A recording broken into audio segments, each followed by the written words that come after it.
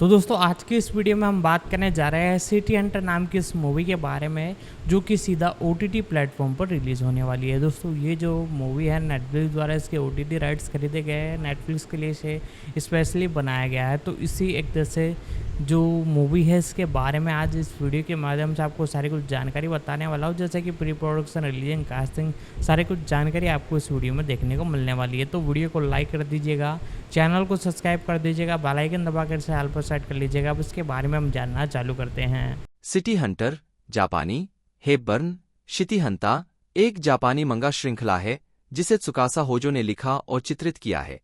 इसे 1985 से 1991 तक शुएशा की शोनेन मंगा पत्रिका वीकली शोनेन जंप में धारावाहिक रूप से प्रकाशित किया गया था, जिसके अध्याय 35 टैंकोबोन संस्करणों में संग्रहित किए गए थे। 1987 में सनराइज स्टूडियो द्वारा मंगा को एनीमे टेलीविजन श्रृंखला में रूपांतरित किया गया था। एनीमे श्रृंखला कई एशियाई और यूरोपीय देशों में लोकप्रिय थी। सिटी हंटर ने कई देशों के कई रूपांतरणों और स्पिन-ऑफ से मिलकर एक मीडिया फ्रेंचाइजी बनाई। इस फ्रेंचाइजी में 4 anime television series, 3 anime television special, 5 animated feature फिल्में, फरवरी 2019 और सितंबर 2023 में रिलीज होने वाली फिल्में शामिल हैं। कई लाइव एक्शन फिल्में, जैकी चैन अभिनीत एक हांगकांग फिल्म और एक फ्रेंच फिल्म सहित वीडियो गेम और एक live action Korean TV drama शामिल है। इसमें एक स्पिन ऑफ मंगा एंजेल हार्ट भी था, जिसने बदले में अपनी खुद की एनीमे टेलीविजन सीरीज और एक लाइव एक्शन जापानी टीवी ड्रामा बनाया। कथानक: यह श्रृंखला रियो सैबा के कारनामों पर आधारित है, जो एक सफाई कर्मी है जो हमेशा खूबसूरत लड़कियों का पीछा करता रहता है, और एक निजी जासूस है जो अपने सहयोगी या साथी हिदेयुकी मकिमुरा के साथ मिलकर टोक्यो को अपराध से मुक्त करने का काम करता है। उनका सिटी हंटर व्यवसाय एक भूमिगत जैकफॉल्ट्रेड्स ऑपरेशन है, जिसे शिंजुकू स्टेशन पर एक ब्लैक बोर्ड पर XYZ अक्षर लिखकर संपर्क किया जाता है। एक दिन हिदेयुकी की हत्या कर दी जाती है और रियो को हिदेयुकी की बहन काओरी की देखभाल करनी होती है, जो एक टॉमबॉय है और इस प्रक्रिया में उसकी नई साथी बन जाती है। हालांकि काओरी बहुत संवेदनशील और ईर्ष्यालु है। जब भी रियो कुछ गलत करता है तो वह अक्सर उसे एक बड़े हथौड़े से मार देती है। कहानी रियो और काओरी के बीच पर्दे के पीछे के रोमांस और प्रत्येक मिशन में उनके सहयोग के तरीके को भी दर्शाती है। वर्ण: रियो साइबा, साइबा रियो। आवाज: अकीरा कामिया, जापानी, Martin Blacker, ADV films dub, Stephen Fu, Discotek media dub, अंग्रेजी। रियो इस सीरीज का मुख्य नायक है। 3 साल की उम्र में रियो मध्य अमेरिका में एक विमान दुर्घटना में जीवित बचे एकमात्र व्यक्ति थे। उन्हें एक गुरिल्ला लड़ाके के रूप में पाला गया था और उन्हें अपनी पिछली पहचान के बारे में कोई जानकारी नहीं है। युद्ध के बाद रियो अंततः टोक्यो जाने से पहले संयुक्त राज्य अमेरिका चला जाता है। 2. टोक्यो में रहते हुए वह हिदेयुकी मकिमुरा के साथ सिटी हंटर टीम बनाता है, लेकिन हिदेयुकी की मौत के बाद काओरी रियो के नए साथी के रूप में उसकी जगह ले लेता है। एक बेहद कुशल बंदूकधारी, रियो वनहोल शॉट को अंजाम देने के लिए जाना जाता है, जो शॉट्स की एक श्रृंखला है जो लक्ष्य पर बिल्कुल एक ही स्थान पर गिरती है। उसका पसंदीदा हथियार कोल्ट पायथन .357 मैग्नम है। रियो ने अपने साथी सहकर्मी हयातो इजुइन के लिए उमिबोजू उपनाम का आविष्कार किया और उसने रियो को अपना उपनाम देते हुए जवाब दिया, शिंजुकू का घोड़ा नोटोमा। शिंजुकू नो तानेउमा एक विडंबनापूर्ण नाम, क्योंकि रियो एक असली विकृत व्यक्ति है जो किसी भी सुंदर महिला से मिलने या देखने की कोशिश करता है, हर बार असफल होता है। रियो रिवॉल्वर, अर्धस्वचालित बंदूकें, मशीन पिस्तौल, राइफल, कार्बाइन और क्रॉसबो के साथ एक कुशल निशानेबाज है। वह हाथ से हाथ का मुकाबला बहुत अच्छी तरह से जानता है और जरूरत पड़ने पर एक असली साहसी की तरह गाड़ी चलाता है। उसकी कार एक मिनी है। Kaori Makimura, Makimura Kaori, Makimura Kaori. आवाज: काजू इकुरा, जापानी, Pamela Ribon, ADV films dub, Morgan Garrett, Discotek media dub, अंग्रेजी। काओरी रियो सैबा की पार्टनर है। वह मुख्य रूप से क्लाइंट और अन्य प्रबंधकीय कार्यों की व्यवस्था करने के लिए जिम्मेदार है। रियो की स्कटचेजिंग ने उसे एक से अधिक बार नाराज किया है। हालांकि पार्टनर अक्सर लड़ाई या बहस करते हैं, लेकिन वे वास्तव में एक साथ मिलकर एक बेहतरीन टीम बनाते हैं। हो सकता है कि उसके हेयरस्टाइल के कारण उसे कभी कभी पुरुष समझ लिया गया हो। वह दत्तक हिदेयुकी की बहन है। उसका असली नाम काओरी हिसैशी काओरी है। हिदेयुकी मकीमुरा, हिदेयुकी मकीमुरा, हिदेयुकी मकीमुरा। आवाज उठाई, हिदेयुकी तनाका। हिदेयुकी काओरी का दत्तक बड़ा भाई है और श्रृंखला की शुरुआत में रियो का साथी है। काओरी का उससे खून का रिश्ता नहीं है, उसके पिता ने उसे तब गोद लिया था जब वह एक बच्ची थी। वह न्याय की भावना रखने वाला एक पूर्व पुलिस जासूस है। काओरी रियो की साथी बन जाती है और गैंगस्टरों द्वारा उसकी हत्या के बाद अपने भाई की भूमिका संभालती है। मरने से पहले उसकी आखिरी इच्छा थी कि रियो उसकी बहन की देखभाल करे। उसका पहला नाम मूल मंगा में निर्दिष्ट नहीं है, लेकिन जब इसे एनीमे में रूपांतरित किया गया तो उसके पहले नाम के लिए आधिकारिक सेटिंग हिदेयुकी के रूप में स्थापित की गई, वही आवाज अभिनेता जिसने उसे आवाज दी थी। 3. उमिबोजू। आवाज टेस्टो गेंडा, जापानी, Lou Perryman, ADV films dub, Adam Dudley, the Secret Service, ADV films dub, Chris Rager, Discotek media dub, अंग्रेजी। उमिबोजू टोक्यो में काम करने वाला एक और स्वीपर है। उमिबोजू सेंट्रल अमेरिका संघर्ष से रियो के दुश्मन का एक विशेष बल है। विरोधी बलों पर होने के बावजूद दोनों में दोस्ती और आपसी सम्मान विकसित होता है। अपनी नौकरियों के बीच उमिबोजू कैट्स आई कैफे में वेटर के रूप में काम करता है, जिसका मालिक मिकी है, जो उसका पूर्व साथी सैनिक और प्रेमी है। 2. वह पेशेवर नाम फाल्कन, फारुकोन से जाना जाता है और उसका असली नाम हयातो इजुइन हयातो है। उसके नाम में कांजी हयाको हयाबुसा, जापानी में बाज, भी पढ़ा जा सकता है, इसलिए उसका पेशेवर नाम, उपनाम उमिबोजू रियो द्वारा दिया गया था। उनके पसंदीदा हथियार SNW M29.44 मैग्नम 6 इंच की रिवॉल्वर, सैकोडिफेंस M60 मशीन गन, कभी कभी वे M249 का उपयोग करते हैं, और M1A6 बाजूका हैं। अपनी भयावह उपस्थिति के बावजूद उन्हें बिल्ली के बच्चों से डर लगता है। वे महिलाओं से बहुत शर्मीले हैं और रियो से बहुत अधिक निःस्वार्थ हैं। उनकी दृष्टि बहुत कमजोर है क्योंकि मध्य अमेरिका में रियो के साथ उनकी लड़ाई हुई थी, जब रियो एक गुरिल्ला लड़ाकू था और उमिबोजू एक भाड़े का सैनिक था। तब से उमिबोजू उस कहानी को बंद करने के लिए रियो के साथ द्वंद्वयुद्ध करना चाहता है। श्रृंखला के दौरान वह हमेशा के लिए अंधा हो जाएगा और उन्हें सीखने होंगे कि कैसे चलने और लड़ने के लिए अन्य 4 इंद्रियों का उपयोग किया जाए। हालांकि वह उनका मामला खत्म किए बिना सेवानिवृत्त नहीं होने का फैसला करता है। बाद में जब उमिबोजू को यह बात ब्लडी मैरी से पता चलती है, जो रियो की पुरानी परिचित है और जंगल में दूसरे रियो के पिता की बेटी है, तो वह कैब्रा के खिलाफ रियो और काओरी के साथ मिल जाता है। आखिरी कहानी के दौरान वह मिकी से शादी करता है, लेकिन उसे रियो के एक नए दुश्मन द्वारा तैनात दुश्मन सैनिकों द्वारा गोली मार दी जाती है। उमिबोजू इस भरोसे के साथ गोलीबारी में उतरता है कि मिकी नहीं मरेगी। उमिबोजू जापानी लोककथाओं का एक योकाई आत्मा है। कहा जाता है कि यदि जहाज पर सवार कोई व्यक्ति उससे बात करे तो वह जहाज को उलट देता है। उसे बोजू, बौद्ध भिक्षु के रूप में गंजा दिखाया गया है। अक्षर उमी का अर्थ है समुद्र। मिकी। आवाज Mami Koyama, Miki Ito, Bay City Wars, $1 million Conspiracy, जापानी, Amalia Stifter, ADV films dub, Johanna McCon, the Secret Service, ADV films dub, Michelle Rojas, Discotek media dub, अंग्रेजी। मिकी एक युद्धनाथ थी जिसे उमिबोजू ने एक पूरी तरह से नष्ट हो चुके गांव में पाया था। उसकी आदतों के विपरीत उमिबोजू ने उसे अपने साथ ले जाने और उसे वह सब कुछ सिखाने का फैसला किया जो वह जानता था, ताकि वह एक दिन अपने दम पर आगे बढ़ सके। जब मिकी उमिबोजू गुरिल्ला दस्ते में शामिल होने के अपने इरादे दिखाती है, तभी उसे एहसास होता है कि उसने अपने जीवन को मौलिक रूप से बदल दिया है, और दोषी महसूस करते हुए वह उसे यह विश्वास दिलाने के बाद कि वह उसके साथ सभ्य दुनिया में वापस आएगा, उसे छोड़कर उसे फिर से एक सामान्य लड़की बनाने की कोशिश करेगा। हालांकि मिकी हार नहीं मानती है और बहुत खोजबीन के बाद वह अपने फाल्कन को खोजने में कामयाब हो जाती है और उसे एक समझौता स्वीकार करने के लिए राजी कर लेती है। अगर वह रियो सैबा को मारने में कामयाब हो जाती है तो उमिबोजू उससे शादी करने के लिए सहमत हो जाएगा।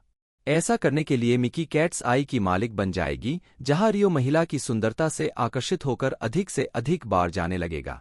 अंत में मिकी रियो को नहीं मारेगा, लेकिन काओरी की मिलीभगत और खुद रियो की बदौलत वह अभी भी कैट्स आई में उसे अपने बगल में रख पाएगी जब तक कि वे शादी नहीं कर लेते। कैट्स आई एनीमे का मुख्य आकर्षण बन जाएगा और 2 सफाईकर्मियों के लिए एक पसंदीदा बार बन जाएगा, क्योंकि यहीं वे हमेशा अपने ग्राहकों को ले जाएंगे और सबसे शानदार लड़ाइयों को जन्म देंगे।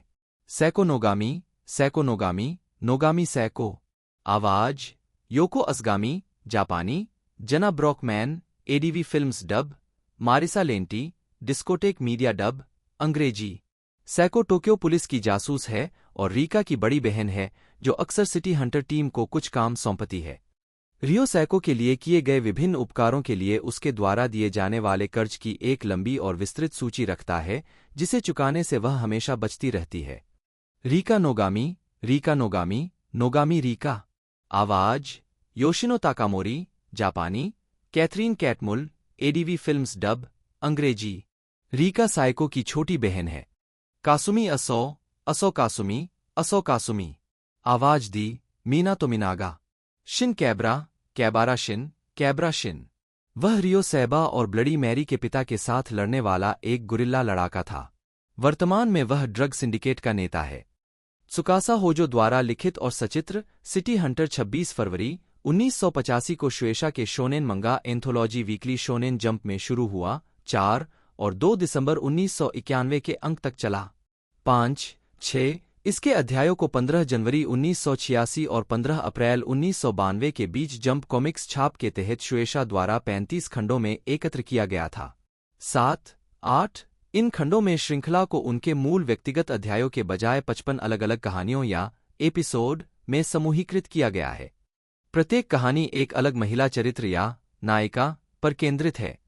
9, 10 यह श्रृंखला 18 जून 1996 से 17 अक्टूबर 1997 तक शुएशा द्वारा 18 खंडों का संस्करण था। 11, 12, 16 दिसंबर 2003 से 15 अप्रैल 2005 तक तोकुमा शोटेन द्वारा 32 खंडों का तीसरा संस्करण प्रकाशित किया गया था। 13, 14 श्रृंखला की 30वीं वर्षगांठ मनाने के लिए तोकुमा शोटेन द्वारा 12 खंडों में चौथा संस्करण सिटी हंटर XYZ संस्करण प्रकाशित किया जा रहा है। 15 पहला खंड 18 जुलाई 2015 को प्रकाशित हुआ था। 16 आठवां खंड 20 अक्टूबर 2015 को प्रकाशित हुआ था। 17 ताकेहिको इनोए इस श्रृंखला में सहायक थीं। 18 1980 के दशक के दौरान अमेरिकी कॉमिक बाजार के लिए श्रृंखला को लाइसेंस देने के प्रयास किए गए थे। हालांकि होजो ने जोर देकर कहा कि मंगा को दाएं से बाएं प्रारूप में जारी किया जाना चाहिए। 2002 में कोमिक्स ने एक अमेरिकी सहायक कंपनी गुटसून एंटरटेनमेंट बनाई। सिटी हंटर उनके राइजिन कॉमिक्स एंथोलॉजी में एक प्रमुख शीर्षक था। राइजिन ने 46 मुद्दों के बाद रद्द होने से पहले एक साप्ताहिक प्रारूप से मासिक प्रारूप में स्विच किया। 19 2012 में यह श्रृंखला रेनबो ऐप्स द्वारा आईफोन एप्लीकेशन के रूप में जापानी में पढ़ने के लिए उपलब्ध थी। हालांकि 31 अक्टूबर 2016 तक सेवा आधिकारिक तौर पर समाप्त कर दी गई थी। 2001 में होजो ने एंजेल हार्ट नामक एक स्पिन सीरीज शुरू की। यह सीरीज सिटी हंटर के समानांतर एक ब्रह्मांड में होती है जहां काओरी मकिमुरा के चरित्र को मार दिया जाता है और उसका दिल एंजेल हार्ट के नायक जियांगिंग में प्रत्यारोपित किया जाता है। 21 क्यों कारा सिटी हंटर, कारा सिटी हंटर से आज नामक एक स्पिन मंगा 25 जुलाई 2017 को टोकुमा शोटेन की मासिक कॉमिक जेनॉन पत्रिका में लॉन्च किया गया था। यह एक 40 वर्षीय अविवाहित महिला के इर्दगिर्द केंद्रित है जो रियो साइबा और सिटी हंटर मंगा की प्रशंसक है और अचानक एक ट्रेन दुर्घटना में मर जाती है और सिटी हंटर की दुनिया में पुनर्जन्म लेती है। 2022 में कॉमिक्स की सेवा सिटी हंटर मंगा को अंग्रेजी में डिजिटल रूप से प्रकाशित करना शुरू कर देगी। 23 एनीमे यह भी देखें सिटी हंटर एपिसोड की सूची। इस श्रृंखला को एक एनीमे श्रृंखला में रूपांतरित किया गया जिसका निर्माण सनराइज द्वारा किया गया, जिसका निर्देशन कनेत्सुगु कोडामा ने किया और इसका प्रसारण योमिउरी टेलीविजन द्वारा किया गया। 24 सिटी हंटर 6 अप्रैल 1987 और 28 मार्च 1988 के बीच 51 एपिसोड के लिए प्रसारित किया गया था और दिसंबर 1987 और जुलाई 1988 के बीच 10 VHS कैसेट पर जारी किया गया था। 26 सिटी हंटर 2 8 अप्रैल से 14 जुलाई के बीच 63 एपिसोड के लिए प्रसारित किया गया था और अगस्त 1988 और मार्च 1990 के बीच 10 VHS कैसेट पर जारी किया गया था। 26 सिटी हंटर 3 15 अक्टूबर 1989 से 21 जनवरी 1990 तक 13 एपिसोड के लिए प्रसारित किया गया था और नवंबर 1990 और अप्रैल 1991 के बीच 6 VHS कैसेट पर जारी किया गया था। 26 सिटी हंटर 91 अप्रैल से 10 अक्टूबर 1991 के बीच प्रसारित किया गया था और फरवरी और जुलाई 1992 के बीच 6 VHS कैसेट पर जारी किया गया था। 26 श्रृंखला को बाद में 20 वीडियो संकलन के रूप में पुनः जारी किया गया। 32 disc DVD box set City Hunter Complete Aniplex द्वारा प्रकाशित किया गया था और 31 अगस्त 2005 को जापान में रिलीज किया गया था। इस सेट में सभी 4 सीरीज, टीवी स्पेशल और एनिमेटेड फिल्में और साथ ही एक आर्ट बुक और रेयो और काओरी के आंकड़े शामिल थे। 27 4 सीरीज वाली 26 डिस्क को 19 दिसंबर 2007 और 27 अगस्त 2008 के बीच अलग-अलग रिलीज किया गया था। 28 जापान में 30,000 बॉक्स सेट बेचे गए, जिससे 3 बिलियन येन $38 मिलियन की कमाई हुई। 29 मूल मंगा की 30वीं वर्षगांठ के अवसर पर सिटी हंटर XYZ संस्करण के सभी 12 संस्करणों के खरीदारों को मोशन ग्राफिक एनीमे DVD प्राप्त करने का अधिकार दिया गया। DVD में रियो का प्रस्ताव नामक एक विशेष एंजेल हार्ट अध्याय को रूपांतरित किया गया था और इसे मूल सिटी हंटर कलाकारों द्वारा आवाज दी गई थी। 30 श्रृंखला को उत्तरी अमेरिका में रिलीज के लिए एडवर्ब फिल्म्स द्वारा लाइसेंस दिया गया था। उन्होंने मई 1998 में प्रोजेक्ट एकॉन 9 में अपने अधिग्रहण की घोषणा की। 31 पहली सिटी हंटर श्रृंखला मार्च 2000 में एडवर्ब फैनसब्स लेबल पर रिलीज की गई थी। इस लेबल का उद्देश्य सामान्य से तेज गति से सस्ते सबटाइटलोनली VHS रिलीज प्रदान करना था। 32 श्रृंखला को 13 टेपों के लिए निर्धारित किया गया था, जिसमें प्रत्येक में 4 एपिसोड शामिल थे। टेप को व्यक्तिगत रूप से या सदस्यता सेवा के रूप में ऑर्डर किया जा सकता था। 33 बाद में ADV ने इस सीरीज को DVD पर रिलीज किया। पहली सीरीज 29 जुलाई 2003 को 5 डिस्क के 2 बॉक्स सेट के रूप में रिलीज की गई थी। 35 सिटी हंटर 2 को 28 अक्टूबर और 18 नवंबर 2003 को 5 डिस्क के 2 और बॉक्स सेट के रूप में रिलीज किया गया था। 37 सिटी हंटर 3 को 2 दिसंबर 2003 को सिंगल बॉक्स सेट के रूप में रिलीज किया गया था और सिटी हंटर 91 को 16 दिसंबर 2003 को रिलीज किया गया था। 39 20 अप्रैल 2019 को डिस्कोटेक मीडिया ने घोषणा की कि उन्होंने 2019 की फिल्म शिंजुकू प्राइवेट आइज सहित पूरे सिटी हंटर एनिमेटेड फ्रेंचाइजी को लाइसेंस दिया है। 40 पहली श्रृंखला के पहले 26 एपिसोड 25 फरवरी 2020 को जारी किए गए थे। 41 और सिटी हंटर 91 26 अप्रैल 2022 को रिलीज किया गया था। नाट्य फिल्में 1989 और 1990 में 3 नाट्य फिल्में रिलीज हुईं। 357 मैग्नम 17 जून 1989 को रिलीज हुई। बे सिटी वॉर्स 25 अगस्त 1990 को रिलीज हुई और $1 मिलियन कॉन्स्पिरेसी 25 अगस्त 1990 को रिलीज हुई। 25 ADV फिल्म्स ने 357 मैग्नम को 10 अगस्त 1999 को VHS पर और 8 अप्रैल 2003 को DVD पर रिलीज किया। उन्होंने बे सिटी वॉर्स और $1 मिलियन कॉन्स्पिरेसी को क्रमशः 12 अक्टूबर 1999 और 25 जनवरी 2000 को VHS पर रिलीज किया और बाद में 3 जून 2003 को एक DVD जारी की, जिसमें उनके साथ साथ एक bonus television episode the lady vanishes भी शामिल था।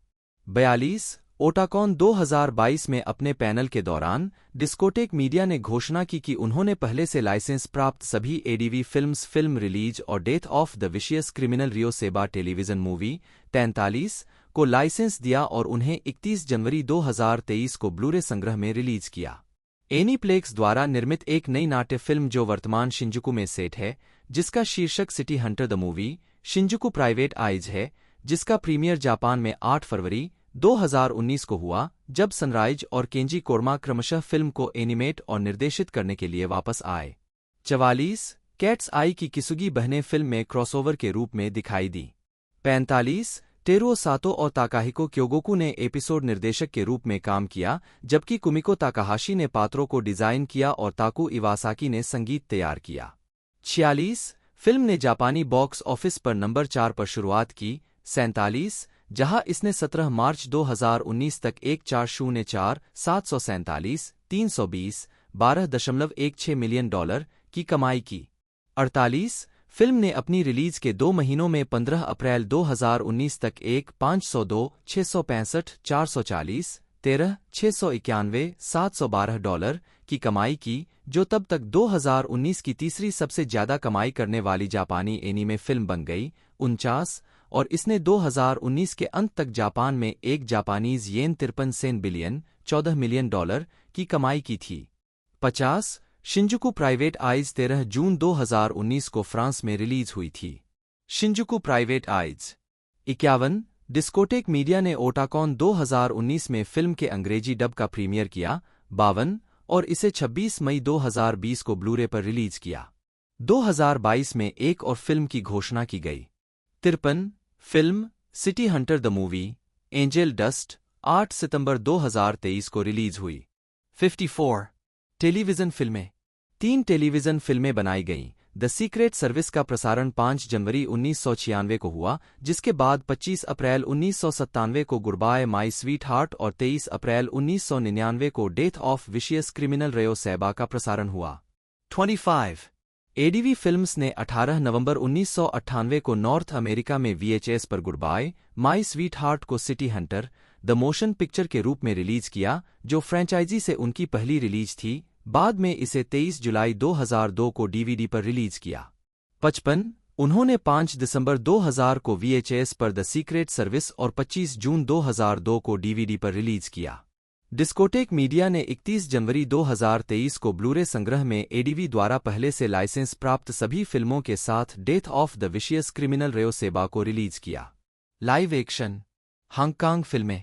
अधिक जानकारी सेवियर ऑफ द सोल और city hunter film. Saviour of the soul GAUYAT 1991 की एक लाइव एक्शन हांगकांग फिल्म है जो सिटी हंटर के पात्रों का उपयोग करती है लेकिन कथानक बदल देती है। 56 1996 में मिस्टर मंबल ने सिटी हंटर की अवधारणा को बनाए रखा लेकिन पात्रों के नाम बदल दिए। 56 1993 में श्रृंखला का एक लाइव एक्शन हांगकांग नाट्य रूपांतरण जारी किया गया था। फिल्म का निर्देशन वोंग जिंग ने किया था और इसमें जैकी चैन ने रियो सैबा, वांग जक्सियन ने काओरी और जापानी मूर्ति कुमिको गोटो की भूमिका निभाई थी। 24 57 फिल्म के फिल्मांकन के दौरान चैन ने अपना कंधा उखड़वा लिया। 58 चैन ने फिल्म की आलोचना की है। 56 फॉर्च्यून स्टार और 20वीं सेंचुरी फॉक्स ने बाद में इसे अन्य बजट क्लासिक एज के फिल्मों के साथ एक DVD पर रिलीज किया। French film. मुख्य लेख निकी लार्सन और कामदेव की खुशबू। एक अलग फ्रेंच एक्शन कॉमेडी फिल्म निकी लार्सन एट ले परफ्यूम डी क्यूपिडॉन, शाब्दिक रूप से निकी लार्सन और क्यूपिड्स परफ्यूम, 6 फरवरी 2019 को फ्रांस में रिलीज हुई थी। 59 फ्रांसीसी रूपांतरण में फिलिप लाचेउ निर्देशक के साथ साथ स्टार भी हैं, जो शीर्षक चरित्र निकी लार्सन, जैसा कि रियो सेबा को एनीमे श्रृंखला के फ्रेंच डब में जाना जाता है, की भूमिका निभा रहे हैं। एलोडी फॉन्टन लाचेउ के बगल में लॉरा मार्कोनी, काओरी मकिमुरा के रूप में दिखाई देती हैं, जबकि तारेक बोडाली, जूलियन अरुती और डिडियर बॉर्डन भी फिल्म में इसके शुरुआती प्रचार सामग्री के अनुसार दिखाई देते हैं। 60 61 62 पामेला एंडरसन भी फिल्म में दिखाई देती हैं। 63 प्रस्तावित चीनी फिल्म। 2016 में सिटी हंटर पर आधारित एक नई चीनी फिल्म के विकास की घोषणा की गई थी। यह घोषणा की गई थी कि इसे हांगकांग के फिल्म निर्माता स्टेनली टोंग द्वारा निर्देशित किया जाएगा और इसमें चीनी अभिनेता हुआंग जियाओमिंग रियो सैबा की भूमिका निभाएंगे। 64 65 नेटफ्लिक्स फिल्म। दिसंबर 2022 में नेटफ्लिक्स ने मुख्य अभिनेता रयोहेई सुजुकी के साथ रियो सैबा और मिसाटो मोरिता के साथ काओरी मकिमुरा के रूप में एक लाइव एक्शन फिल्म रूपांतरण की घोषणा की। 66 युइची सातो द्वारा निर्देशित फिल्म का प्रीमियर 25 अप्रैल 2024 को स्ट्रीमिंग सेवा पर होने वाला है। 67 टेलीविजन सीरीज। अधिक जानकारी सिटी हंटर टीवी श्रृंखला। सिटी हंटर की एक नियोजित लाइव एक्शन टेलीविजन श्रृंखला की घोषणा 2008 में की गई थी, जिसका निर्माण और वितरण फॉक्स टेलीविजन स्टूडियो और दक्षिण कोरियाई मीडिया कंपनी SSD द्वारा किया जाना था। 68 जंग वूसुंग को हॉलीवुड आधारित सितारों के साथ रियो की भूमिका निभाने के लिए निर्धारित किया गया था, जिसमें सियोल और टोक्यो में स्थान फिल्मांकन किया गया था। वीकली शोनेन जंप जापानी जंप हेबर्न शूकन शोनेन जंपू अंग्रेजी में वीकली जंप के रूप में शैलीबद्ध, जापान में श्वेशा द्वारा जंप पत्रिकाओं की श्रृंखला के तहत प्रकाशित एक साप्ताहिक शोनेन मंगा एंथोलॉजी है। पत्रिका के भीतर मंगा श्रृंखला में कई एक्शन दृश्य और काफी मात्रा में कॉमेडी शामिल है। वीकली शोनेन जंप में चलने वाली श्रृंखला के अध्यायों को हर 2 से 3 महीने में जंप कॉमिक्स छाप के तहत टैंकोबोन संस्करणों में एकत्र और प्रकाशित किया जाता है। यह सबसे लंबे समय से चलने वाली मंगा पत्रिकाओं में से एक है, जिसका पहला अंक 1 अगस्त 1968 को कवर तिथि के साथ जारी किया गया था। पत्रिका ने 1968 से अब तक 7.5 बिलियन से अधिक प्रतियां बेची हैं, जिससे यह वीकली शोनेन मैगजीन और वीकली शोनेन संडे जैसे प्रतिस्पर्धियों से आगे सबसे अधिक बिकने वाली कॉमिक बटा मंगा पत्रिका बन गई है। 1980 के दशक के मध्य से 1990 के दशक के मध्य तक का समय वह समय था जब पत्रिका का प्रचलन अपने उच्चतम स्तर पर था। प्रति सप्ताह 6.53 मिलियन प्रतियां, जापान में कुल 18 मिलियन लोगों की पाठक संख्या के साथ। 2021 के दौरान इसका औसत प्रसार प्रति सप्ताह 1.3 मिलियन से अधिक प्रतियों का था। सबसे अधिक बिकने वाली कई मंगा सीरीज वीकली शोनेन जंप से उत्पन्न हुई हैं। वीकली शोनेन जंप की कई अन्य पत्रिकाएं हैं, जैसे Jump SQ, V Jump, Saikyo Jump और डिजिटल समकक्ष शोनेन जंप प्लस, जो अपने स्वयं के विशेष शीर्षकों का दावा करती हैं। इस पत्रिका के कई अंतर्राष्ट्रीय समकक्ष भी हैं, जिनमें वर्तमान उत्तरी अमेरिकी वीकली शोनेन जंप भी शामिल है। इसने एनीमे और वीडियो गेम फेमिकॉम जंप के बाद से सहित एक क्रॉसओवर मीडिया फ्रेंचाइजी भी बनाई है, जो विभिन्न शोनेन जंप पात्रों को एक साथ लाती है। इतिहास। बेसत्सु शोनेन जंप का पहला अंक जिसने शोनेन बुक की जगह ली। उत्पत्ति 1960 से 1970। वीकली शोनेन जंप को शुएशा द्वारा 11 जुलाई 1968 को लॉन्च किया गया था। 5-6 पहले से ही सफल वीकली शोनेन मैगजीन और वीकली शोनेन संडे के साथ प्रतिस्पर्धा करने के लिए। 8 वीकली शोनेन जंप की बहन प्रकाशन शोनेन बुक नामक एक मंगा पत्रिका थी, जो मूल रूप से अल्पकालिक शोजो मंगा एंथोलॉजी शोजो बुक का पुरुष संस्करण था। 9 अंक 20 से पहले वीकली शोनेन जंप को मूल रूप से केवल शोनेन जंप कहा जाता था, क्योंकि यह मूल रूप से एक द्विसाप्ताहिक पत्रिका थी। 1969 में शोनेन बुक का प्रकाशन बंद हो गया। 10 जिस समय शोनेन जंप एक साप्ताहिक पत्रिका बन गई। 10 और शोनेन बुक की जगह लेने के लिए बेसत्सु शोनेन जंप नामक एक नई मासिक पत्रिका बनाई गई। इस पत्रिका को बाद में मंथली शोनेन जंप के रूप में पुनः ब्रांड किया गया, लेकिन अंततः इसे बंद कर दिया गया और जंप एसक्यू द्वारा प्रतिस्थापित किया गया। स्वर्ण युग 1980 से 1990। हिरोकी गोटो को 1986 में मुख्य संपादक नियुक्त किया गया और वे 1993 तक इस पद पर बने रहे।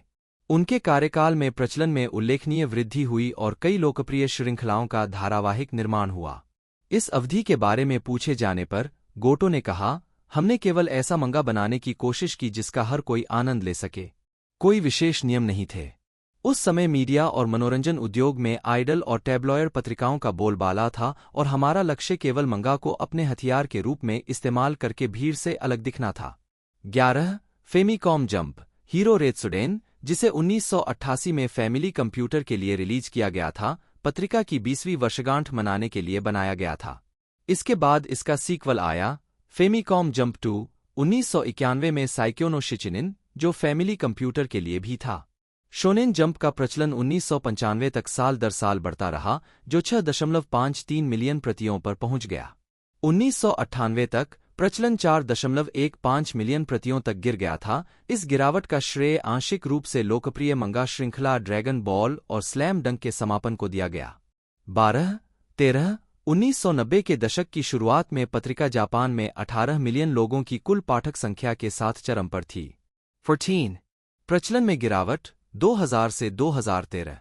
पत्रिका का प्रचलन 2000 के दशक की शुरुआत में घटता रहा, 2005 के आसपास कुछ स्थिरता पर पहुंचने से पहले, जो अपने पहले के शिखर से काफी नीचे था। 12-2000 में पत्रिका की वर्षगांठ मनाने के उद्देश्य से 2 और गेम बनाए गए थे। 2005 में निंटेंडो डीएस के लिए जंप सुपरस्टार्स नामक एक क्रॉसओवर फाइटिंग गेम जारी किया गया था। इसके बाद 2006 में जंप अल्टीमेट स्टार्स आया। 2011 के तोहोकू भूकंप और सुनामी के कारण जापान के कुछ क्षेत्रों में 2011 के 15वें अंक की शिपमेंट में देरी हुई। जवाब में शुएशा ने उस अंक में शामिल श्रृंखला को 23 मार्च से 27 अप्रैल तक अपनी वेबसाइट पर मुफ्त में प्रकाशित किया। 11 जुलाई 2013 को नामको बंदाई समूह ने वीकली शोनेन जंप श्रृंखला के आसपास एक मनोरंजन पार्क खोला। जेवल टोक्यो शीर्षक से यह इकेबुकुरो में sunshine city world import mart building की तीसरी मंजिल पर स्थित है और 1.52 एकड़ में फैला है। 16-17 2013 में पत्रिका की 45वीं वर्षगांठ के उपलक्ष्य में शुएशा ने एक प्रतियोगिता शुरू की जिसमें कोई भी 3 अलग-अलग भाषाओं जापानी, अंग्रेजी और चीनी में मंगा जमा कर सकता है। पत्रिका के संपादकीय विभाग द्वारा निर्णय लिया जाएगा, 4 पुरस्कार दिए जाएंगे, एक भव्य पुरस्कार और प्रत्येक भाषा के लिए एक, प्रत्येक में 5 लाख येन लगभग $4,900 शामिल होंगे और जंप, इसके विशेष संस्करण, उत्तरी अमेरिकी संस्करण, चीन के ओके कॉमिक या ताइवान के फॉर्मोसा यूथ में से किसी एक में प्रकाशन की गारंटी होगी। 18 डिजिटल में परिवर्तन 2013 वर्तमान मिनामिओनुमा सिटी लाइब्रेरी में बुकशेल्फ जिसमें वीकली शोनेन जंप 2018 के अंक रखे हुए हैं। अगस्त 2013 में जंप लाइव नामक एक मोबाइल फोन ऐप लॉन्च किया गया था। इसमें उन कलाकारों की विशेष सामग्री है जिनकी श्रृंखला वीकली शोनेन जंप में चलती है। 19-22 सितंबर 2014 को मुफ्त Shonen Jump Plus, Shonen Jump Plus, Shonen Jump Purasu, संक्षिप्त जे प्लस मोबाइल ऐप और वेबसाइट जापान में लॉन्च की गई थी। यह वीकली शोनेन जंप पत्रिका के डिजिटल संस्करणों को बेचता है, साथ ही साथ इसकी प्रिंट रिलीज और अलग-अलग जंप श्रृंखला के पिछले और वर्तमान के टैंकोबोन वॉल्यूम भी बेचता है। हालांकि इसमें मंगा के बड़े नमूने भी हैं जिन्हें मुफ्त में पढ़ा जा सकता है। 20 ऐसी श्रृंखलाएं भी हैं जो विशेष रूप से ऐप पर क्रमबद्ध हैं। 21 इन अन्य श्रृंखलाओं को बाद में जंप कॉमिक्स प्लस छाप के तहत प्रिंट टैंकोबोन संस्करणों में प्रकाशित किया जाता है। 2019 में शोनेन जंप प्लस वेबसाइट और ऐप के लगभग 2.4 मिलियन सक्रिय उपयोगकर्ता थे। 22 जनवरी 2020 तक ऐप को 13 मिलियन से अधिक बार डाउनलोड किया जा चुका था। 22 जैसे जैसे पत्रिका डिजिटल प्रावधान की ओर बढ़ी, प्रिंट सर्कुलेशन एक बार फिर से कम होने लगा। 2017 तक प्रिंट सर्कुलेशन 2 मिलियन से भी कम रह गया, जो स्वर्ण युग के दौरान अपने चरम के 1/3 से भी कम था। 23 यह गिरावट इस क्षेत्र की अन्य पत्रिकाओं द्वारा देखी गई समान प्रवृत्तियों का अनुसरण करती है।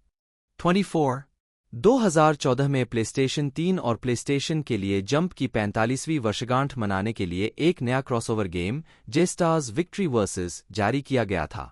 जून 2018 में जापान में फेमिकॉम मिनी नीस क्लासिक संस्करण गेम कंसोल का एक सीमित 50वीं वर्षगांठ शोनेन जंप संस्करण जारी किया गया था। 2 दिनों में इसकी 1,10,000 इकाइयां बिकी। 28 जनवरी 2019 को शुएशा ने मंगा प्लस नाम से शोनेन जंप प्लस का वैश्विक अंग्रेजी भाषा संस्करण लॉन्च किया। यह चीन और दक्षिण कोरिया को छोड़कर हर देश में स्वतंत्र रूप से उपलब्ध है, जिनकी अपनी अलग सेवाएं हैं। एक स्पेनिश भाषा संस्करण फरवरी 2019 में लॉन्च किया गया था और इसमें सामग्री की एक अलग लाइब्रेरी है। 20 जापानी ऐप की तरह इसमें मंगा के बड़े नमूने हैं जिन्हें मुफ्त में पढ़ा जा सकता है, जिसमें वीकली शोनेन जंप के सभी मौजूदा शीर्षक, शोनेन जंप प्लस के शीर्षकों की एक बड़ी संख्या और जंप स्क्वायर के कुछ शीर्षक शामिल हैं। हालांकि जापानी संस्करण के विपरीत वर्तमान वीकली शोनेन जंप मंगा के नवीनतम अध्याय सीमित समय के लिए मुफ्त में उपलब्ध कराए जाते हैं और यह सामग्री नहीं बेचता है। नवागंतुक पुरस्कार, मुख्य लेख, तेजुका पुरस्कार और अकात्सुका पुरस्कार। साप्ताहिक शोनेन जंप मूल कंपनी शुएशा के सहयोग से नए या उभरते मंगा कलाकारों के लिए एक शॉर्ट कहानियां बनाने के लिए वार्षिक प्रतियोगिता आयोजित करता है। सर्वश्रेष्ठ कलाकारों को जजों के एक पैनल, जिसमें भूतपूर्व और वर्तमान मंगा कलाकार शामिल हैं, के सामने रखा जाता है, जहां सर्वश्रेष्ठ कलाकारों को इन नई श्रृंखलाओं में सर्वश्रेष्ठ के लिए एक विशेष पुरस्कार दिया जाता है। मंगा के अग्रणी ओसामू तेजुका के नाम पर तेजुका पुरस्कार कहानियों की सभी अलग अलग शैलियों के लिए दिया जाता है। गैग मंगा के अग्रणी फुजियो अकात्सुका के नाम पर अकात्सुका पुरस्कार कॉमेडी और गैग मंगा के लिए एक समान प्रतियोगिता है। कई साप्ताहिक शोनेन जंप मंगा कलाकारों ने इन प्रतियोगिताओं में जीत हासिल करके या उन्हें मान्यता देकर अपनी शुरुआत की है। संबद्ध आइटम WSJ शुएशा के मुख्य मंगा उत्पादों की ब्रांडिंग का केंद्र भी है, क्योंकि इसमें प्रकाशित श्रृंखला और पात्रों की लोकप्रियता और मान्यता है। हालांकि मंगा मुख्य पत्रिका के साथ साथ टैंकोबोन की जंप कॉमिक्स छाप लाइन में भी प्रकाशित होते हैं, लेकिन उन्हें कई अन्य संस्करणों जैसे कि कंजेम्बैन और मूल कार्य के रीमिक्स में भी पुनः प्रकाशित किया जाता है, जो आमतौर पर पुरानी या पहले से स्थापित श्रृंखलाओं को प्रकाशित करते हैं। जंप ब्रांड का उपयोग टैंकोबोन द्वारा जारी उनकी मंगा श्रृंखला, संबंधित ड्रामा CD और जंप फेस्टा पर भी किया जाता है, जो साप्ताहिक शोनेन जंप मंगा शीर्षकों के पीछे के लोगों और उत्पादों को दिखाने वाला एक उत्सव है। परिसंचरण और जनसांख्यिकी। वीकली शोनेन जंप जापान की सबसे ज्यादा बिकने वाली मंगा पत्रिका है। 1982 में वीकली शोनेन जंप का सर्कुलेशन 2.55 मिलियन था। 1995 तक सर्कुलेशन संख्या बढ़कर 6.53 मिलियन हो गई। पत्रिका के पूर्व प्रधान संपादक मासाहिको इबाराकी 2003 से 2008 ने कहा कि ऐसा पत्रिका में ड्रैगन बॉल, स्लैम डंक और अन्य जैसे हिट शीर्षक शामिल होने के कारण हुआ था। इस चरम पर पहुंचने के बाद सर्कुलेशन संख्या में गिरावट जारी रही। 27, 28, 1998 का नया साल का अंक 24 वर्षों में पहली बार था जब वीकली शोनेन जंप सबसे ज्यादा बिकने वाली शोनेन मंगा पत्रिका 4.15 मिलियन प्रतियां बिकीं के रूप में हार गई। 29, 2007 तक ऐसा नहीं था कि पत्रिका ने 11 वर्षों में अपनी पहली वृद्धि देखी, 2.75 मिलियन से 2.78 मिलियन तक, एक वृद्धि जिसका श्रेय इबाराकी ने वन पीस को दिया। 30 शोनेन मंगा प्रकाशित करके पत्रिका युवा किशोर पुरुषों को लक्षित करती है। हालांकि इंडेक्स डिजिटल ने 2005 में बताया कि प्राथमिक और मध्य विद्यालय आयु वर्ग की महिला पाठकों की पसंदीदा गैर शोजो पत्रिका वीकली शोनेन जंप 61.9% है। 31 इसे मजबूत करते हुए ओरिकॉन ने 2007 में 2933 महिला जापानी पाठकों के बीच उनकी पसंदीदा मंगा पत्रिकाओं पर एक सर्वेक्षण किया। वीकली शोनेन जंप नंबर 1 जवाब था, जिसके कारण वन पीस, डेथ नोट और द प्रिंस ऑफ टेनिस का हवाला दिया गया। 32 2009 में यह बताया गया कि पत्रिका के 62.9% पाठक 14 वर्ष से कम आयु के थे। 33 हालांकि 2019 में श्वेशा ने खुलासा किया कि विशेषताएं। श्रृंखला। मुख्य लेख। वीकली शोनेन जंप में चलने वाली श्रृंखलाओं की सूची। वर्तमान में वीकली शोनेन जंप में 22 मंगा शीर्षक धारावाहिक रूप से प्रसारित किए जा रहे हैं। उनमें से बर्न द विच की अगली कड़ी की घोषणा अभी बाकी है। श्रृंखला शीर्षक लेखक प्रीमियर। अकानेबनाशी, युकी सुएनागा, ताकामासा माओ फरवरी 2022। एस्ट्रो रॉयल, इच्छाओं का खगोल, नेगाइनो असुतोरो, केन वाकुई अप्रैल 2024। ब्लू बॉक्स, एओनोहको, कोजी म्यूरा अप्रैल 2021। चुड़ैल को जलाए टिटे कुबो अगस्त 2020। बी साइकिल बियोरी, सैकुरु बियोरी, ओमुसुके कोबायाशी मई 2024। प्रिय एनिमोन रिन मात्सुई फरवरी 2024। Jump giga, GIGA, weekly Shonen Jump का एक विशेष मौसमी ऑफशूट है जिसे 20 जुलाई 2016 को लॉन्च किया गया। 34 इसका मूल पूर्ववर्ती 1969 में द्विसाप्ताहिक शोनेन जंप के नियमित विशेष अंक के रूप में शुरू हुआ था। जब शोनेन जंप एक साप्ताहिक प्रकाशन बन गया और उसी वर्ष अक्टूबर में इसका नाम बदलकर वीकली शोनेन जंप कर दिया गया, तो विशेष अंक को त्रैमासिक रिलीज में बदल दिया गया और छोटा नाम रखा गया। 35 1980 के दशक के मध्य में पत्रिका ने वीकली शोनेन जंप नाम लिया और प्रत्येक अंक को स्प्रिंग, समर, ऑटम या विंटर स्पेशल उपशीर्षक दिया गया। 1996 से शुरू होकर इसे गोल्डन वीक, ओबोन और नए साल के लिए अकामारू जंप, मारुजाम्प, अकामारू जानपू नाम से 30 अप्रैल 2010 तक साल में 3 बार प्रकाशित किया गया, जब इसका नाम बदलकर शोनेन जंप नेक्स्ट कर दिया गया। Shonen jump next. 35 36 2012 में यह एक त्रैमासिक कार्यक्रम में लौट आया। 35 मार्च 2014 में शीर्षक में एक दूसरा विस्मयादिबोधक बिंदु जोड़ा गया जब यह द्विमासिक रिलीज में बदल गया। 37 38 जंप गीगा के रूप में पुनः लॉन्च होने के बाद पत्रिका ने 2016 और 2017 में 4 मुद्दे या वॉल्यूम प्रकाशित किए। 39 2018 और 2019 में 6, गर्मियों में 3 और सर्दियों में 3, और ऐसा लगता है कि 2020 से एक मौसमी त्रैमासिक रिलीज पर लौट आया है। जंप गीगा में कई शौकिया मंगा कलाकार शामिल हैं जो पत्रिका में अपने वनशॉट प्रकाशित करवाते हैं। इसमें पेशेवर मंगा कलाकारों द्वारा अतिरिक्त वनशॉट शीर्षक भी शामिल हैं जो मुख्य पत्रिका में प्रकाशित होने वाली आगामी श्रृंखलाओं को बढ़ावा देते हैं। इसमें वीकली शोनेन जंप से रद्द की गई श्रृंखलाओं के अंतिम अध्याय भी शामिल हैं, जैसे कि एनिग्मा और मैजिको। इसमें डेथ नोट और नारुतो जैसी लोकप्रिय श्रृंखलाओं के योंकोमा के साथ साथ ब्लीच का पायलट अध्याय भी शामिल है। जंप नेक्स्ट के कई अन्य पिछले विशेष संस्करण हैं। आओमारू जंप, ब्लू मारू जंप, आओमारू जानपू, अकामारू जंप का एकल अंक था। 40 आओमारू जंप में दिखाए गए one shot Dead Under Dead, Shogai Oyaji Mixi, the Dream, Miruhito, Yuto Hoshi थे। 41. Jump the Revolution, Jump the Revolution Akamaru Jump का एक विशेष संस्करण था जो नवंबर 2005 और 2006 में 2 अंकों में प्रकाशित हुआ था। जंप द रिवोल्यूशन में आगामी वीकली शोनेन जंप श्रृंखला और जल्द ही आने वाली जंप एसक्यू श्रृंखला के वन शॉट शामिल थे। वी जंप मुख्य लेख वी जंप वी जंप बुईजानपू मूल रूप से साप्ताहिक शोनेन जंप पत्रिका के एक विशेष अंक की एक शाखा थी जिसे Weekly Shonen Jump Tokubetsu Henshu Zokan V Jump साप्ताहिक शोनेन जंप विशेष संस्करण वी जंप कहा जाता था। विशेष अंक 1992 से चले आ रहे हैं। 1993 तक वी जंप वीडियो और कार्ड गेम सहित गेम के कवरेज के लिए 1993 में अपना स्वतंत्र संकलन बन गया। जोरदार छलांग मुख्य लेख सुपर जंप सुपाजानपू भी मूल रूप से वीकली शोनेन जंप पत्रिका की एक शाखा थी जिसे Weekly Shonen Jump Tokubetsu Henshu Zokan Super Jump साप्ताहिक शोनेन जंप विशेष संस्करण सुपर जंप नामक एक विशेष अंक से प्रकाशित किया गया था 1968 से 1988, जब यह सेनेन मंगा के लिए एक अलग संकलन बन गया। कूद बनाम जंप वीएस 22 मार्च 2013 को प्रकाशित वीकली शोनेन जंप का एक विशेष अंक था। यह अंक बैटल मंगा पर केंद्रित था और इसमें 12 वन शॉट शामिल थे। 43 अंतर्राष्ट्रीय अनुकूलन इस अनुभाग को सत्यापन के लिए अतिरिक्त उद्धरणों की आवश्यकता है। कृपया इस अनुभाग में विश्वसनीय स्रोतों से उद्धरण जोड़कर इस लेख को बेहतर बनाने में सहायता करें। बिना स्रोत वाली सामग्री को चुनौती दी जा सकती है और हटाया जा सकता है। जुलाई 2009 जाने कि इस टेम्पलेट संदेश को कैसे और कब हटाया जाए। वीकली शोनेन जंप के मंगा शीर्षकों का कई विदेशी भाषाओं में अनुवाद किया गया है और कुछ का तो वीकली शोनेन जंप संकलन का अपना अलग संस्करण भी है। वीकली शोनेन जंप मंगा कई अन्य देशों में भी प्रकाशित होते हैं जहां पत्रिका स्वयं प्रकाशित नहीं होती है, जैसे United kingdom, Argentina, Mexico, Spain, Australia और दक्षिण कोरिया।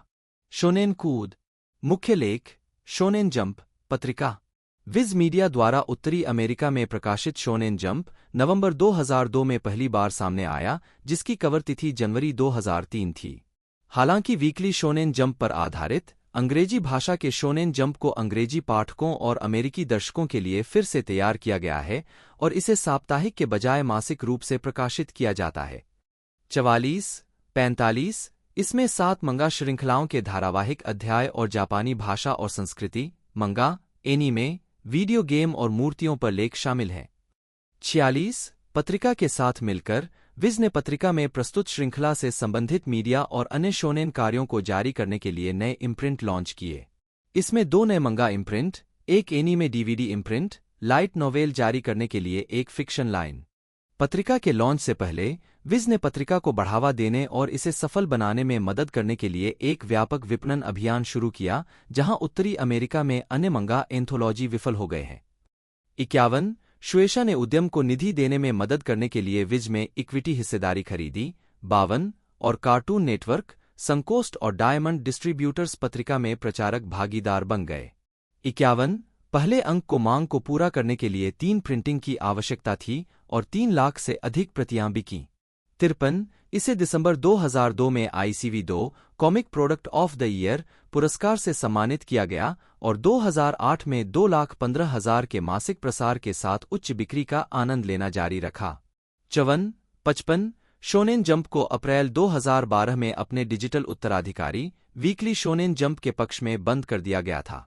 साप्ताहिक शोनेन जंप मुख्य लेख वीकली शोनेन जंप अमेरिकी पत्रिका weekly Shonen Jump Viz Media के मासिक प्रिंट एंथोलॉजी शोनेन जंप का उत्तराधिकारी एक उत्तरी अमेरिकी डिजिटल शोनेन मंगा एंथोलॉजी था जिसे वीकली शोनेन जंप के जापानी संस्करणों के साथ साथ प्रकाशित किया गया था, आंशिक रूप से बूटलेग स्कैनलेशन सेवाओं के माध्यम से मंगा के कॉपीराइट उल्लंघन का मुकाबला करने के लिए।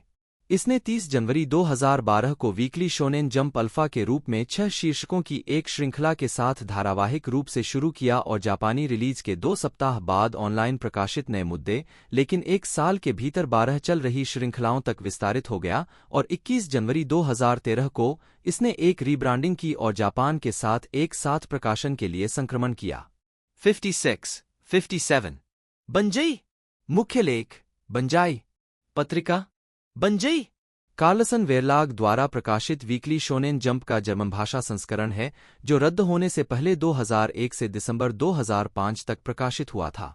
58 वीकली शोनेन जंप मंगा श्रृंखला के अलावा पत्रिका में मूल जर्मन भाषा मंगा प्रभावित कॉमिक्स भी शामिल हैं। पत्रिका ने डेसुकी नामक शोजो एंथोलॉजी के लिए एक बहन प्रकाशन के रूप में प्रतिस्पर्धा की। इसकी 1,40,000 प्रतियों का प्रचलन था।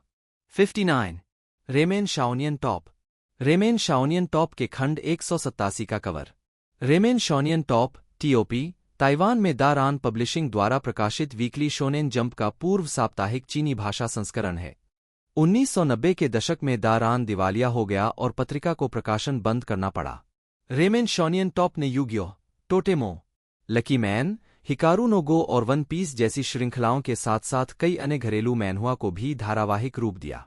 फॉर्मोसा यूथ बियोडियो वीकली शोनेन जंप का वर्तमान कब साप्ताहिक चीनी संस्करण है। फॉर्मोसा यूथ में वीकली शोनेन जंप की विभिन्न श्रृंखलाएं शामिल हैं।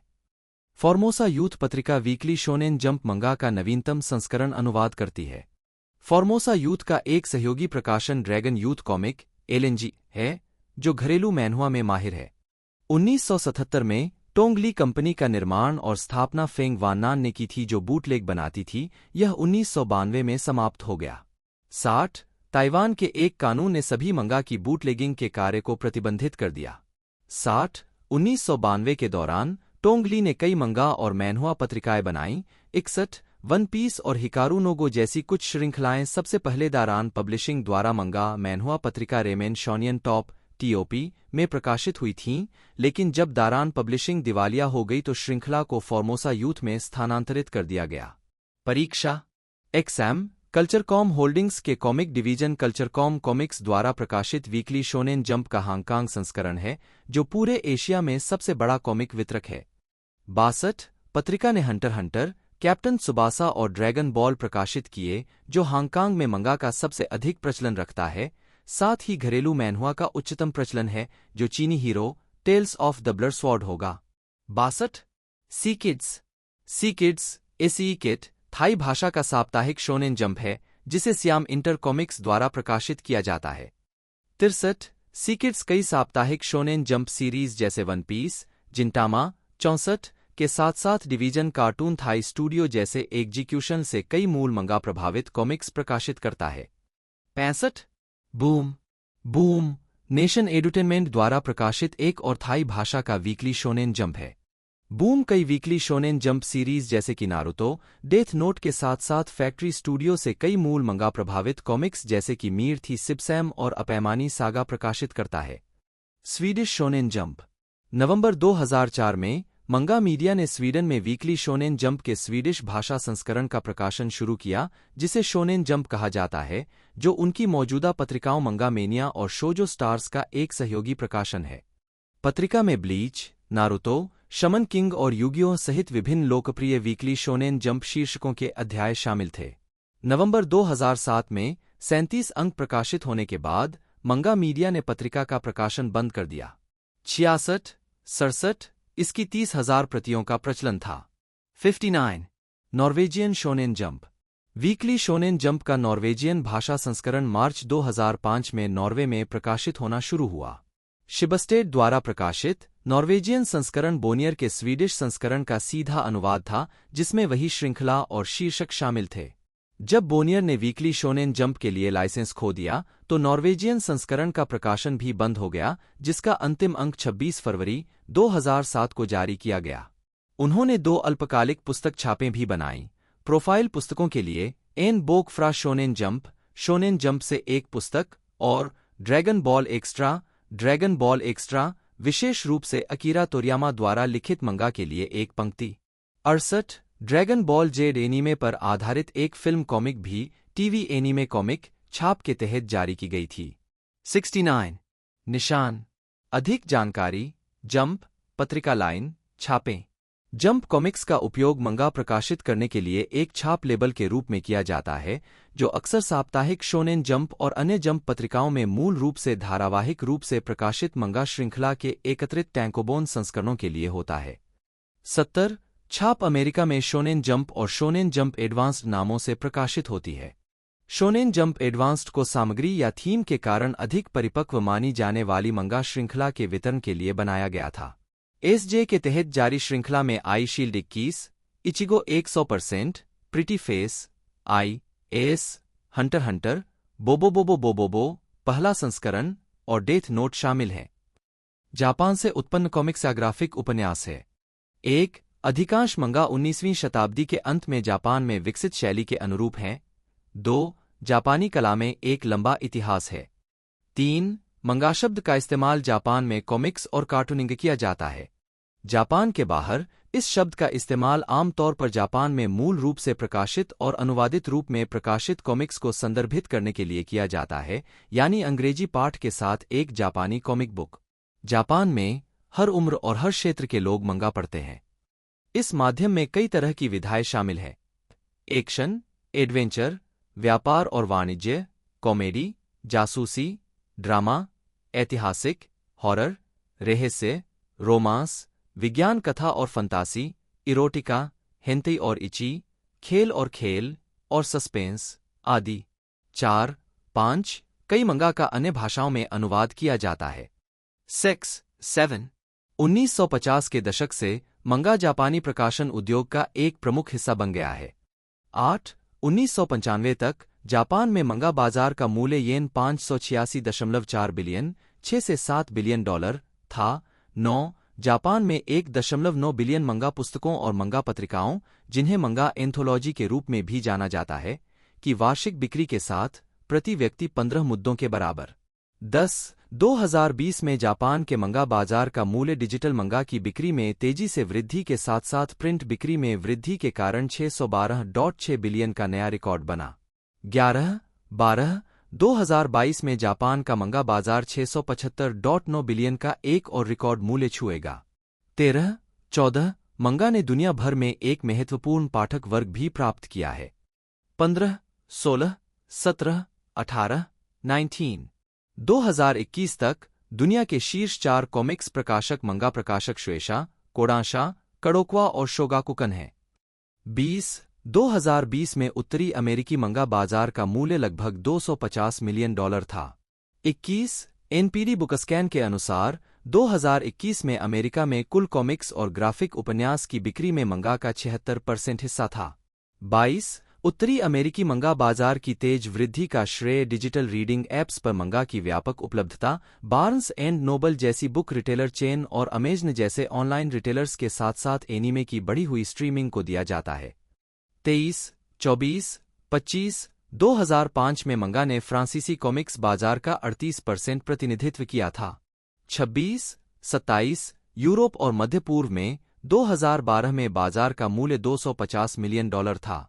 28 अप्रैल 2023 में जापान बिजनेस फेडरेशन ने विदेशों में कंटेंट उद्योग, मुख्य रूप से एनीमे, मंगा और वीडियो गेम को बढ़ावा देकर जापान के आर्थिक विकास को बढ़ावा देने के उद्देश्य से एक प्रस्ताव रखा, जिसमें विदेशों से उद्योग के विशेषज्ञों को जापान में काम करने के लिए आमंत्रित करने और मंगा और एनीमे के विदेशी प्रशंसकों को विशेष मंगा कहानियों से जुड़े देश भर के स्थलों पर जाने में मदद करने के लिए पर्यटन क्षेत्र से जुड़ने के उपाय शामिल हैं। फेडरेशन आगामी 10 वर्षों के भीतर विदेशी बाजारों में जापानी सामग्री की बिक्री को चौगुना करने का प्रयास करता है। 29, 30 मंगा कहानियां आमतौर पर काले और सफेद रंग में मुद्रित की जाती हैं। समय की कमी, कलात्मक कारणों, क्योंकि रंग कलाकृति के प्रभाव को कम कर सकते हैं। 31 और मुद्रण लागत को कम रखने के लिए 32। हालांकि कुछ पूर्ण रंगीन मंगा मौजूद हैं। उदाहरण के लिए रंगीन। जापान में मंगा आमतौर पर बड़ी मंगा पत्रिकाओं में धारावाहिक रूप से प्रकाशित होते हैं, जिनमें अक्सर कई कहानियां होती हैं, जिनमें से प्रत्येक को अगले अंक में जारी रखने के लिए एक एपिसोड में प्रस्तुत किया जाता है। एक मंगा कहानी लगभग हमेशा एक पश्चिमी कॉमिक के एक अंक से लंबी होती है। 33 एकत्रित अध्याय आमतौर पर टैंकोबोन संस्करणों में पुनर्प्रकाशित किए जाते हैं, अक्सर लेकिन विशेष रूप से पेपरबैक पुस्तकों में नहीं। 34 एक मंगा कलाकार, जापानी में मंगाका, आमतौर पर एक छोटे स्टूडियो में कुछ सहायकों के साथ काम करता। मूल कार्यों के अलावा मंगा प्रभावित कॉमिक्स दुनिया के अन्य हिस्सों में मौजूद हैं, खासकर उन जगहों पर जहां चीनी, मैनहुआ, कोरियाई, मैनहवा, अंग्रेजी, ओयल मंगा और फ्रेंच मैनफ्रा बोली जाती है, साथ ही अल्जीरिया राष्ट्र डीजेड मंगा में भी। 38, 39 शब्द साधन शिजिनो युकिकाई 1798 की प्रस्तावना से मंगा के लिए कांजी शब्द मंगा जापानी शब्द मांख्वा 40 कटकाना हिरागाना से आया है, जो दो कांजी मैन जिसका अर्थ है संकी या अचानक और ख्वा गा जिसका अर्थ है चित्र। 41, 42 यही शब्द कॉमिक्स के लिए कोरियाई शब्द मनहवा और चीनी शब्द मैनहुआ का मूल है। 43 यह शब्द पहली बार 18वीं शताब्दी के अंत में 44 सेंटो क्योडेन की चित्र पुस्तिका शिजिनो युकिकाई 1798 जैसे कार्यों के प्रकाशन के साथ आम उपयोग में आया। 45, 41 और 19वीं शताब्दी की शुरुआत में एकावा मिनवा के मंगा हयाकुजो 1814 और प्रसिद्ध होकुसाई मंगा पुस्तकों 1814 से 1834, 46 जैसे कार्यों के साथ प्रसिद्ध उकियोए कलाकार होकुसाई की स्केचबुक से मिश्रित चित्र शामिल हैं। 47 राकुटेन किताजावा 1876 से 1955 ने पहली बार आधुनिक अर्थ में मंगा शब्द का इस्तेमाल किया। जापानी भाषा में मंगा का मतलब सभी तरह के कार्टूनिंग, कॉमिक्स और एनिमेशन से है। अंग्रेजी बोलने वालों के बीच मंगा का मतलब जापानी कॉमिक्स है, जो जापान में और उसके बाहर एनीम के इस्तेमाल के समानांतर है। एनीमंगा शब्द का इस्तेमाल एनिमेशन सेल से बनी कॉमिक्स को दर्शाने के लिए किया जाता है। 49 इतिहास और विशेषताएं मुख्य लेख मंगा का इतिहास और मंगा आइकनोग्राफी। यह भी देखें कि ब्योशी और कामिशीबाई माचिको हसेगावा द्वारा रचित साजेसान की एक कामिशीबाई कहानीकार। साजे अपने बालों को एक बन में बांधे हुए दिखाई देती है। मंगा की उत्पत्ति इमाकिमोनो स्क्रॉल चोजुजिम्बुत्सुगीगा से हुई है, जो 12वीं शताब्दी का है। 50, 51 एदो काल 1603 से 1867 के दौरान टोबा एहोन नामक चित्रों की एक पुस्तक ने आगे विकसित किया, जिसे बाद में मंगा कहा जाने लगा। 50, 51 यह शब्द पहली बार 1798 में आम प्रयोग में आया। 44 सेंटो क्योडेन की चित्र पुस्तिका शिजिनो युकिकाई 1798 जैसे कार्यों के प्रकाशन के साथ। 45, 41 और 19वीं शताब्दी की शुरुआत में एकावा मिनवा की मंगा हयाकुजो 1814 और होकुसाई मंगा पुस्तकें 1814 से 1834 जैसी कृतियों के साथ। 47, 52 एडम एल केर ने सुझाव दिया है कि किब्योशी ये चित्रात्मक कथाएं आधुनिक मंगा के साथ हास्य, व्यंग्य और रोमांटिक विषयों को साझा करती हैं। 53 कुछ कार्यों को वुडब्लॉक प्रिंटिंग का उपयोग करके धारावाहिकों के रूप में बड़े पैमाने पर उत्पादित किया गया था। 10 हालांकि पूर्वी कॉमिक्स को आम तौर पर पश्चिमी कॉमिक्स के विकास से अलग रखा जाता है और पश्चिमी कॉमिक कला की उत्पत्ति संभवतः 17वीं शताब्दी के इटली में हुई थी। 54 मंगा इतिहास के लेखकों ने आधुनिक मंगा को आकार देने वाली दो व्यापक और पूरक प्रक्रियाओं का वर्णन किया है। फ्रेडरिक एल शोट, किंको इटो और एडम एल केर्न जैसे अन्य लेखकों द्वारा प्रस्तुत एक दृष्टिकोण युद्ध पूर्व मीजी और मीजी पूर्व संस्कृति और कला सहित जापानी सांस्कृतिक और सौंदर्य परंपराओं की निरंतरता पर बल देता है। 55 दूसरा दृष्टिकोण जापान के मित्र देशों के कब्जे 1945 से 1952 के दौरान और उसके बाद होने वाली घटनाओं पर जोर देता है और अमेरिकी सांस्कृतिक प्रभावों पर जोर देता है, जिसमें अमेरिकी कॉमिक्स जीआई द्वारा जापान में लाया गया और अमेरिकी टेलीविजन, फिल्म और कार्टून, विशेष रूप से डिज्नी की छवियां और थीम शामिल हैं। 56 इसके स्रोत के बावजूद युद्ध के बाद की अवधि में कलात्मक रचनात्मकता का विस्फोट हुआ। 57 जिसमें ओसामु तेजुका, एस्ट्रो बॉय और माचिको हसेगावा साजेसान जैसे मंगा कलाकार शामिल थे। एस्ट्रो बॉय जल्दी ही जापान और अन्य जगहों पर बेहद लोकप्रिय हो गया और बना हुआ है। 58 और साजेसान के एनीमे अनुकूलन ने 2011 में जापानी टेलीविजन पर किसी भी अन्य एनीमे की तुलना में अधिक दर्शकों को आकर्षित किया। 50 तेजुका और हसेगावा दोनों ने शैलीगत नवाचार किए। तेजुका की सिनेमैटोग्राफिक तकनीक में पैनल एक मोशन पिक्चर की तरह होते हैं, जो धीमी गति के साथ साथ दूरी से क्लोजअप शॉट्स तक तेजी से जूम करने की सीमा पर कार्रवाई का विवरण प्रकट करते हैं। इस तरह की दृश्य गतिशीलता को बाद के मंगा कलाकारों द्वारा व्यापक रूप से अपनाया गया था। 5-9-60 1950 और 1969 के बीच जापान में मंगा के लिए एक बड़ी पाठक संख्या उभरी। इसकी दो मुख्य विपणन शैलियों, लड़कों के लिए शोनेन मंगा और लड़कियों के लिए शोजो मंगा के ठोस होने के साथ 61 1969 में महिला मंगा कलाकारों के एक समूह, जिसे बाद में वर्ष 24 समूह कहा जाता है, जिसे शानदार 24 के रूप में भी जाना जाता है, ने अपना शोजो मंगा डेब्यू किया। वर्ष 24 इंच वर्ष 1949 के जापानी नाम से आया है। इनमें से कई कलाकारों का जन्म वर्ष 62 समूह में मोटो हेगियो, रियाको इकेदा, युमिको ओशिमा, कीको ताकेमिया और रायको यामागीशी शामिल थे। 34 इसके बाद मुख्य रूप से महिला मंगा कलाकार लड़कियों और युवा महिलाओं के पाठकों के लिए शोजो तैयार करती थीं। 63 अगले दशकों में 1975 वर्तमान शोजो मंगा ने शैलीगत रूप से विकास जारी रखा, जबकि साथ ही साथ अलग अलग लेकिन अतिव्यापी उपशैलियों का विकास भी हुआ। 64 प्रमुख उपशैलियों में रोमांस, सुपरहीरोइन और लेडीज कॉमिक्स, जापानी में रेडिसु, रेडिस, रेडिकोमी, रेडिकोमी और जोसी न्यूशिंग शामिल हैं। 65 मंगा पत्रिकाओं या संकलनों में आम तौर पर कई श्रृंखलाएं एक साथ चलती हैं और प्रत्येक श्रृंखला को प्रति अंक लगभग 20 से 40 पृष्ठ आवंटित किए जाते हैं। अन्य पत्रिकाएं जैसे एनीमे फैंडम पत्रिका न्यूटाइप ने अपने मासिक पत्रिकाओं में एकल अध्याय प्रदर्शित किए। नाकायोशी जैसी अन्य पत्रिकाओं में कई अलग अलग कलाकारों द्वारा लिखी गई कई कहानियां शामिल हैं। ये पत्रिकाएं या संकलन पत्रिकाएं, जैसा कि उन्हें भी जाना जाता है, बोलचाल की भाषा में फोन बुक, आमतौर पर कम गुणवत्ता वाले न्यूज़ प्रिंट पर मुद्रित होती हैं और 200 से लेकर 850 से अधिक पृष्ठों की हो सकती हैं। मंगा पत्रिकाओं में वन शॉर्ट कॉमिक्स और विभिन्न 4 पैनल योंकोमा कॉमिक स्ट्रिप्स के बराबर भी होते हैं। मंगा कलाकार कभी कभी अपना नाम बनाने के लिए कुछ वन शॉट मंगा प्रोजेक्ट से शुरुआत करते हैं। अगर ये सफल होते हैं और अच्छी समीक्षा प्राप्त करते हैं तो उन्हें जारी रखा जाता है। पत्रिकाओं का जीवन अक्सर छोटा होता है। 87 एकत्रित खंड, मुख्य लेख, टैंकोबोन। एक श्रृंखला के कुछ समय तक चलने के बाद प्रकाशक अक्सर अध्यायों को इकट्ठा करते हैं और उन्हें समर्पित पुस्तकाकार के खंडों में छापते हैं, जिन्हें टैंकोबोन कहा जाता है।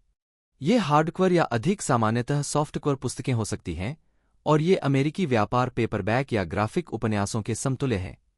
ये खंड अक्सर उच्च गुणवत्ता वाले कागज का उपयोग करते हैं और उन लोगों के लिए उपयोगी होते हैं जो किसी श्रृंखला के साथ पकड़ बनाना चाहते हैं, ताकि वे पत्रिकाओं में इसका अनुसरण कर सकें या यदि उन्हें साप्ताहिक या मासिक पत्रिकाओं की लागत निषेधात्मक लगती है। डीलक्स संस्करण भी मुद्रित किए गए हैं क्योंकि पाठक बड़े हो गए हैं और कुछ विशेष की आवश्यकता बढ़ गई है। पुराने मंगा को भी कुछ कम गुणवत्ता वाले कागज का उपयोग करके फिर से छापा गया है और इस्तेमाल की गई किताबों के बाजार से प्रतिस्पर्धा करने के लिए प्रत्येक को 100 येन लगभग $1 अमेरिकी डॉलर में बेचा गया है। इतिहास। कनागाकी रोबुन और कावानाबे क्योसाई ने 1874 में पहली मंगा पत्रिका बनाई, एशिम्बुन निप्पोंची। यह पत्रिका जापान पंच से काफी प्रभावित थी, जिसकी स्थापना 1862 में ब्रिटिश कार्टूनिस्ट चार्ल्स विर्गमैन ने की थी। एशिम्बुन निप्पोंची के चित्र बनाने की शैली बहुत सरल थी और यह कई लोगों के बीच लोकप्रिय नहीं हुई। एशिम्बुन निप्पोंची 3 मुद्दों के बाद समाप्त हो गई। 1875 में किशो शिम्बुन पत्रिका एशिम्बुन निप्पोंची से प्रेरित थी, जिसके बाद 1877 में मारुमारू चिम्बुन और फिर 1879 में गरकुटा चिम्पो आई। 88 शोनेन सेकाई पहली शोनेन पत्रिका थी जिसे 1895 में इवाया सजानामी ने बनाया था, जो उस समय जापानी बच्चों के साहित्य के एक प्रसिद्ध लेखक थे। शोनेन सेकाई का पहला सिनो जापानी युद्ध पर एक मजबूत फोकस था। 89 1905 में रूस जापानी युद्ध के साथ मंगा पत्रिका प्रकाशन में उछाल शुरू हुआ। 90 टोक्यो पाक्कू बनाया गया और यह बहुत बड़ी हिट बन गई। 91 1905 में टोक्यो पाक्कू के बाद शोनेन सेकाई का एक महिला संस्करण बनाया गया और इसका नाम शोजो सेकाई रखा गया, जिसे पहली शोजो पत्रिका माना जाता है। 92 शोनेन पाक्कू बनाया गया था और इसे पहली बच्चों की मंगा पत्रिका माना जाता है। मीजी काल में बच्चों की जनसांख्यिकी विकास के प्रारंभिक चरण में थी।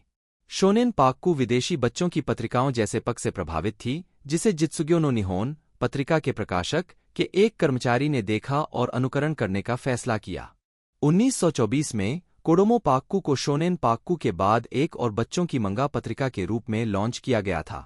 91 बूम के दौरान पोटेन फ्रांसीसी पोटिन से व्युत्पन्न 1908 में प्रकाशित हुआ था। सभी पृष्ठ टोक्यो पाक्कू और ओसाका पक से प्रभावित होकर पूरे रंग में थे। यह अज्ञात है कि पहले वाले के अलावा कोई और अंक थे या नहीं। 90 कोडोमो पाक्कू को टोक्योशा द्वारा मई 1924 में लॉन्च किया गया था और इसमें मंगा कला के कई सदस्यों जैसे टेकी टेको, टेकिसा युमेजी और एसो युताका द्वारा उच्च गुणवत्ता वाली कला को दिखाया गया था। कुछ मंगा में स्पीच बैलून दिखाए गए थे, जबकि पिछले युगों के अन्य मंगा में स्पीच बैलून का इस्तेमाल नहीं किया गया था और वे चुप थे। 91 मई 1935 से जनवरी 1941 तक प्रकाशित मंगा नो कुनी द्वितीय चीन जापानी युद्ध 1937 से 1945 की अवधि के साथ मेल खाता है। मंगा नो कुनी में मंगाका बनने और दुनिया भर के अन्य कॉमिक्स उद्योगों के बारे में जानकारी दी गई थी। अगस्त 1940 में मंगा नो कुनी ने अपना शीर्षक साशी मंगा किंक्यू को सौंप दिया। 93 दोजिंगशी मुख्य लेख दोजिंगशी मुख्यधारा के वाणिज्यिक बाजार के बाहर छोटे प्रकाशकों द्वारा निर्मित दोजिंशी संयुक्त राज्य अमेरिका में स्वतंत्र रूप से प्रकाशित कॉमिक पुस्तकों के प्रकाशन में छोटे प्रेस के समान है। कॉमिकेट दुनिया का सबसे बड़ा कॉमिक बुक सम्मेलन है, जिसमें 3 दिनों में लगभग 5 लाख आगंतुक इकट्ठा होते हैं, जो दोजिंशी को समर्पित है। जबकि उनमें अक्सर मूल कहानियां होती हैं, कई लोकप्रिय मंगा और एनीमे श्रृंखला के पात्रों की पैरोडी होती हैं या उनमें शामिल होती हैं। कुछ दोजिंशी एक श्रृंखला की कहानी के साथ जारी रहते हैं या अपने पात्रों का उपयोग करके एक पूरी तरह से नया लिखते हैं, बहुत कुछ फैन फिक्शन की तरह। 2007 में दोजिंशी की बिक्री 27.73 बिलियन येन US डॉलर 245 मिलियन थी। तो दोस्तों ये जो मूवी है एक तरह से हमें देखने को मिलने वाली है 25 अप्रैल को। कई जगह से 26 तारीख को भी रिलीज़ किया जाएगा, लेकिन इंडिया के अंदर ये तारीख फिक्स है। जी हाँ दोस्तों, इसी के साथ इसे हिंदी के अंदर डबिंग की गई है और साथ ही एक एक्शन से भरपूर और क्राइम में एक जैसे भरपूर होने वाली है मूवी।